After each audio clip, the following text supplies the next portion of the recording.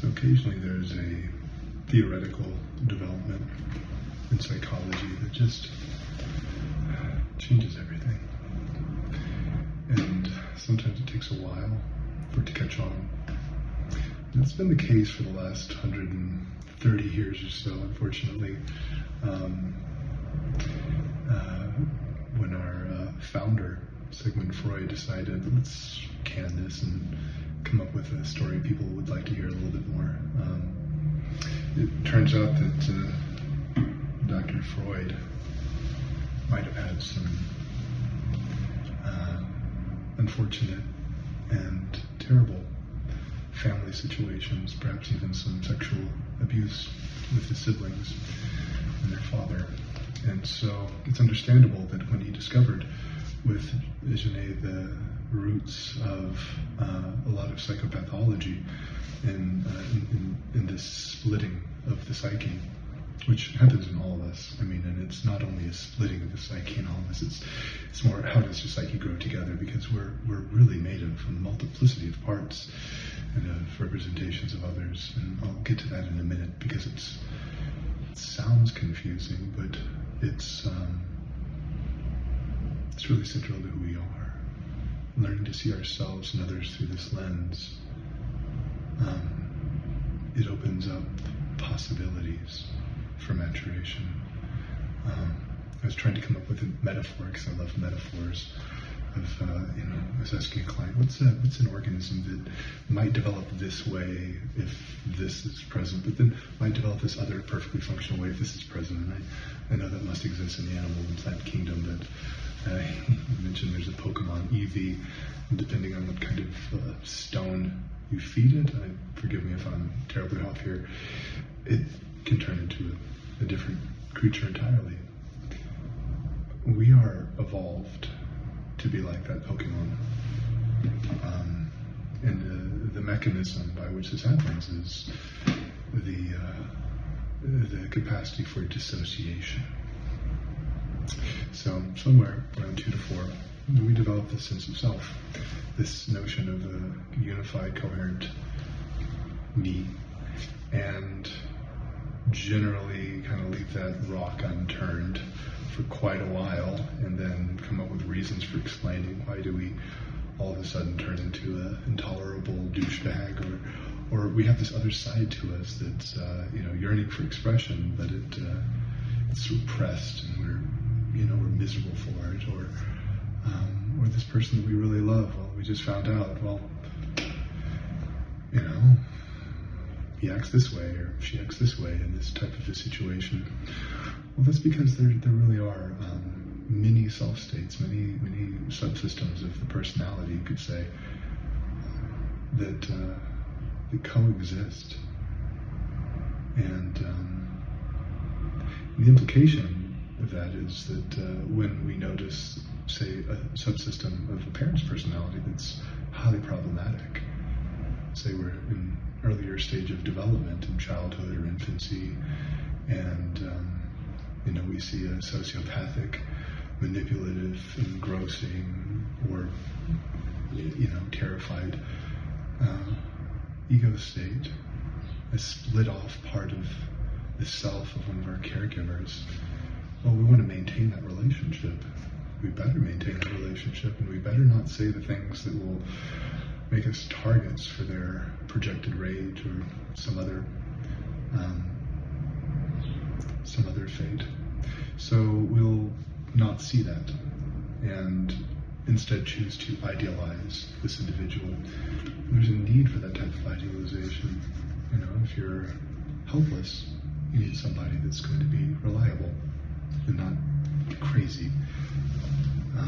But the incidence of child abuse or molestation and incest in families, it's enormous. So the norm is for there to be a certain level of dissociation in the general population in order to cope with being raised in a family structure where there are things that we need to not see.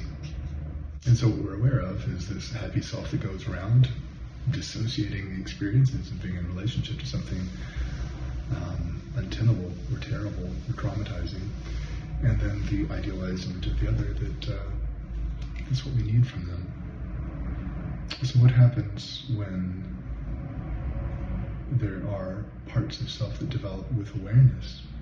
Some of these problems, where do they go? What do we do with them when they show up?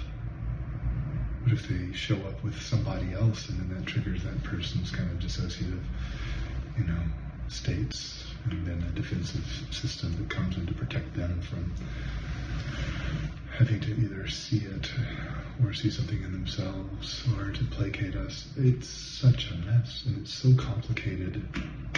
And the truth is, it's not really talked about nearly enough.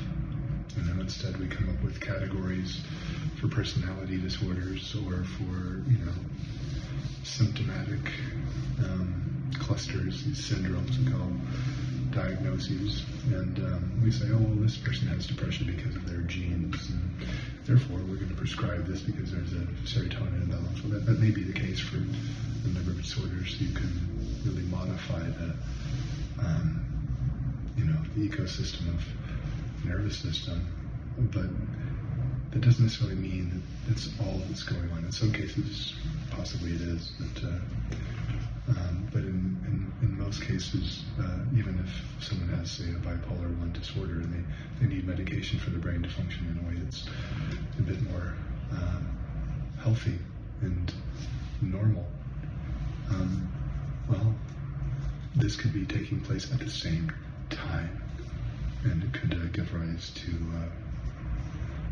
dissociative features that when all of a sudden you have an arousal state of manic episode, it gives rise to all kinds of experiences in the world that make very little sense. We call that a psychotic episode. So bringing it back to everyday life, what I want to say is that Pokemon that develops this way or that way might be able to find some bridges, some bridges between these early stones that it took on that led to these various configurations of the personality, where left unaddressed might create some real problems for the self or for other people in the world. Might lead to relational problems or codependency or addiction. But what if there's also a new parent in town? What if there's an adult that can really get to know these parts and it lives inside? And there might be another adult out there somewhere, a therapist, or it could be a relationship that's really good communication, or a group, but there's the possibility of getting to know these different splinter selves and letting them listen to one another, letting them get to understand one another, finding out what specifically are the binds that they attract one another in, and how do they deal with humiliation from having certain parts seen that that promise to result in abandonment or ridicule. Well, all this can be dealt with just as one would hopefully deal with the struggles of a child in a healthy family, in a very healthy family, in an ecosystem of trust, understanding, curiosity, love, acceptance, and also toleration for reflection on some very dark truths that might be lurking under the surface. Sometimes dissociation requires that we tolerate a certain level of evil, and then that exists and lives within us. This may be one of the main reasons why this model of dissociation-based characterological development hasn't really taken off. It's because we have to look at the evil in the world, in ourselves, in our families. If Freud didn't dial back his hypothesis that so much of what he was seeing was post-traumatic stress with hysteric and dissociative and somatic symptoms, as a result of molestation in so many families, so many of his patients, and perhaps even his own, well, he would have had to have faced something that perhaps his psyche was not quite ready for. And he didn't have a Freud to help him. And so we instead moved to a different model. One of a unitary unconscious that, represses things so that we don't see them, and one of a unitary ego, and then the superego instead of multiplicity, of there being so many things going on inside that need to be understood in a way that more closely resembles the picture on the inside. Of course, we have our positivist reformation, the people who think that all this talk of the unconscious is nonsense, and the magic cure is to be found in some kind of AI-generated, genetically based, medicine. But I think that's kind of like the auto mechanics taking over the jobs of the Sherpas. It's good to have mechanics, but I think we really need a way of talking about the psyche that emerges from those of us who are privileged to explore these networks in ourselves and in our clients, and to learn from those who, like I say, are more well-equipped, who've left legacies of these types of discussions in which we're all embedded if we're practicing in earnest and with competence. So this is a rather brief introduction to the notion of a broader view of the human psyche, but it is where I imagine so many more videos and hopefully some video essays where we kind of tease it apart in film and myth, where those can take off from, and a new way of understanding what this life is composed of on a level of a world of relationships within each of us.